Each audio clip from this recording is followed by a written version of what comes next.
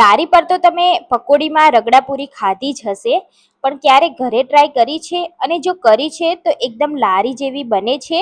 નથી બનતી તો આ વિડીયો જરૂરથી જોઈ લેજો. એકદમ નાની નાની ટિપ્સને ફોલો કરી આવી રીતે મસાલા કરી તમે આ રગડાપુરી બનાવશો તો લારીને ટક્કર મારી દે એવી રગડાપુરી તમે ઘરે બનાવી શકશો.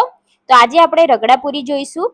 તો એના માટે મેં અહીંયા વટાણા, જે આ રીતના પીળા વટાણા આવે છે, એને મેં પલાળી લીધા હતા. વટાણાને સૌથી પહેલા આપણે અગાઉ પહેલા જ પલાળવાના રહેશે. એને 7 થી 8 કલાક પલાળવાના રહેશે, જેથી એકદમ સોફ્ટ થઈ જાય.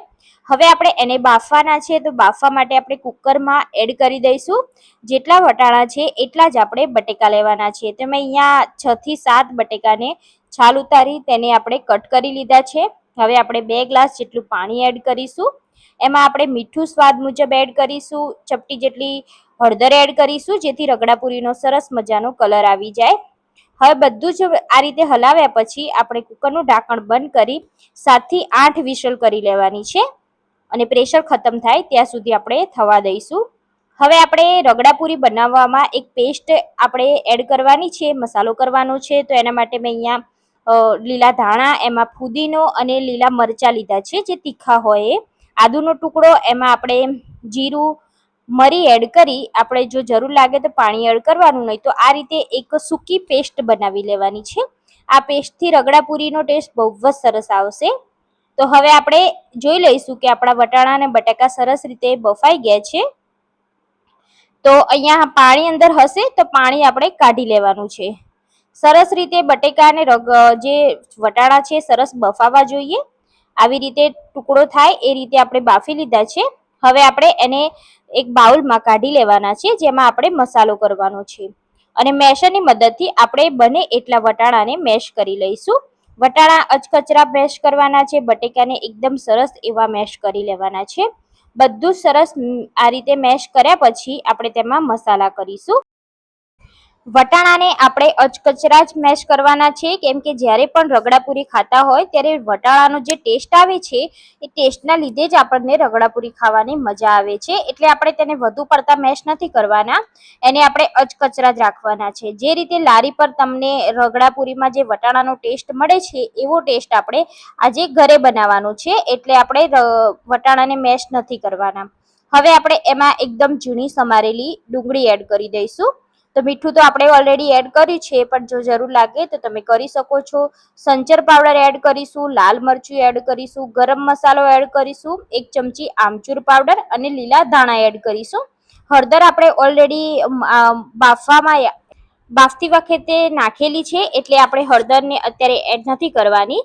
તો હવે આપણે બધો જ મસાલો સરસ રીતે મિક્સ કરી લેવાનો છે.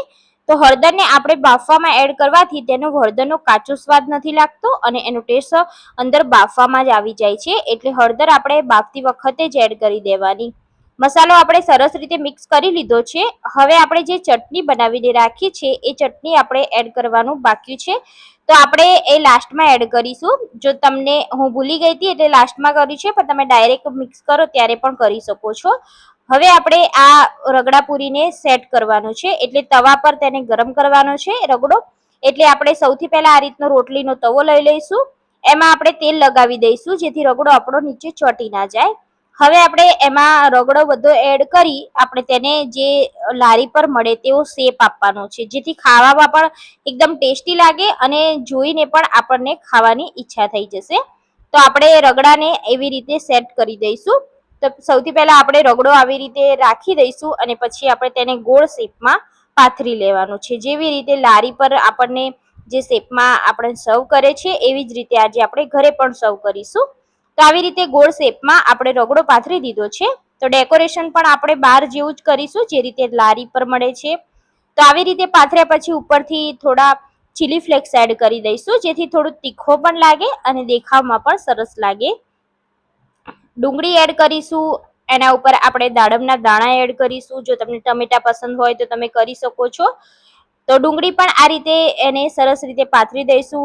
લીલા ધાણા પણ આ રીતે આપણે પાથરીશું, જેથી દેખાવ સરસ લાગે. અને જો તમારે આ બધું ના કરવું હોય તો તમે ડાયરેક્ટ રગડો ગરમ કરી અને સર્વ કરી શકો છો. પણ આપણે આજે થોડું દેખાવમાં પણ એવું બનાવીશું, જેથી આપણે લારી પર ખાતા હોય એવું આપણને ફીલ થશે. તો તો આપણે આ રીતે સરસ મજાનું ડેકોરેશન કરી દીધું છે. હવે આપણે આ રગડાને ગરમ કરવાનું છે. હજી આપણે આમાં મસાલા કરવાના છે. આપણે મસાલા તો કરી જ છે, પણ આપણે જ્યારે સર્વ કરીએ ત્યારે સ્પેશિયલી મસાલા કરતા હોય છે, તે હજી પણ આપણે એ મસાલા કરવાના બાકી છે. તો મેં અહીંયા દાડમ એડ કરી છે. જો તમને દાડમ પસંદ ના હોય તો તમે દાડમને સ્કીપ કરી શકો છો, પણ મેં જસ્ટ ડેકોરેશન માટે જ એડ કરી છે દાડમના દાણા. તો તમે પસંદ હોય તો તમે નાખી શકો છો, નહીં તો સ્કીપ કરી શકો છો. તો લાસ્ટમાં આપણે લીલા ધાણા એડ કરીશું. જ્યારે પણ તમે પકોડી ખાતા હોય ત્યારે લીલા ધાણા તો હોવા જ જોઈએ. લીલા ધાણા અને ડુંગળી ના હોય તો પકોડીનો ટેસ્ટ જ ના આવે. એટલે લાસ્ટમાં આપણે લીલા ધાણા આ રીતે ગાર્નિશિંગ કરી દઈશું. તો અહીંયા આપણે સરસ મજાનો રગડો ડેકોરેટ કરી દીધો છે. હવે આપણે આ રગડાને ગેસ પર ચડાવીશું, કેમ કે જ્યાં સુધી ગરમ ના થાય ત્યાં સુધી તેનો ટેસ્ટ નહીં આવે. એટલે હવે આપણે ગેસ ચાલુ કરી આ રગડાને આ રીતે રાખી દઈશું. હવે આપણે તેને મસ્ત મજાનો સર્વ કરીશું. તો સર્વ કરવા માટે સૌથી પહેલા આપણે જે ચટણી બનાવી છે તે વચ્ચે એડ કરી દઈશું. સાથે આપણે કિનારીમાંથી રગડો કાઢતો જવાનું છે. આવી રીતે રગડો આપણે કિનારીથી લેતું જવાનું છે. વચ્ચેની સાઈડ આપણે રગડો બનાવવાનો છે, અને વચ્ચે આપણે પાણીપુરીનું જે તીખું પાણી છે તે એડ કરવાનું છે. તો આ રીતે તીખું પાણીની જો તમારે રેસીપી જોતી હોય તો તમે મને કમેન્ટ કરજો. આપણે તીખું પાણીની રેસીપી પણ આપી દઈશું. આવી રીતે તીખું પાણીમાં આ રગડો બનાવવામાં આવે છે, જેથી રગડાપુરીનો ટેસ્ટ ખૂબ જ સરસ આવે છે. આપણે કિનારીથી રગડો આ રીતે લઈ લઈશું અને વચ્ચે આપણે એનો મસાલો કરવાનો છે. તો તમે જોઈ શકો છો રગડો આપણો કેટલો સરસ મજાનો દેખાય છે. જો આમાં તમને વધારે મરચું એડ કરવું હોય તો તમે મરચાની પેસ્ટ એડ કરી શકો છો, જે આપણે બનાવીને રાખી છે. એ તમે તીખાસ માટે સર્વ કરવા માટે તમે એ એડ કરી શકો છો. અહીંયા આપણો રગડો તૈયાર છે. આપણે તેને સર્વ કરીશું. તો પકોડીમાં જ આપણે સર્વ કરીશું. તમે જોઈ શકો છો રગડો આપણો એટલો ગરમ થઈ ગયો છે, જે ખાવામાં ખૂબ જ સરસ લાગશે. ગરમા ગરમ રગડાપુરી ખાતા જાઓ અને સર્વ કરતા જાઓ, ત્યારે જ આ રગડાપુરી ખાવાની મજા આવે છે. તો ફેમિલી સાથે જો તમારે કંઈ પ્લાન કરવો હોય તો તમે આ રગડાપુરી બનાવી અને એકવાર જરૂરથી ખવડાવજો. એટલી સરસ આ રગડાપુરી બની છે અને બને છે કે બધાને બહુ જ ભાવશે. એકવાર તમે બનાવશો તો વારે વારે તમે આ જ પ્રોગ્રામ કરશો. એટલી ટેસ્ટી બની છે અને જોતા જ ખાવાનું મન થઈ જાય એવી ટેસ્ટી છે. તમે જોઈ શકો છો એકદમ લારી પર મળે તેવા ટેસ્ટમાં બનાવી છે. અને જો તમે ગાર્નિશિંગ માટે તમે આના ઉપર મીઠી ચટણી, ડુંગળી, ટમેટા, સેવ નાખીને ખાશો તો ખાવાની ખૂબ જ મજા આવે છે. તો આ રગડાપુરી તમે પણ ટ્રાય કરજો. તમને આ રેસીપી કેવી લાગી મને કમેન્ટ કરી અને જરૂરથી જણાવજો. જો તમને આ રેસીપી પસંદ આવી હોય તો તમારા ફ્રેન્ડ્સ અને ફેમિલી સાથે શેર કરી દો. ચેનલ પર નવા છો તો પહેલા ચેનલને સબસ્ક્રાઇબ કરવાનું ના ભૂલશો. તો ફરીથી આપણે આવી જ નવી રેસીપી સાથે મળતા રહીશું.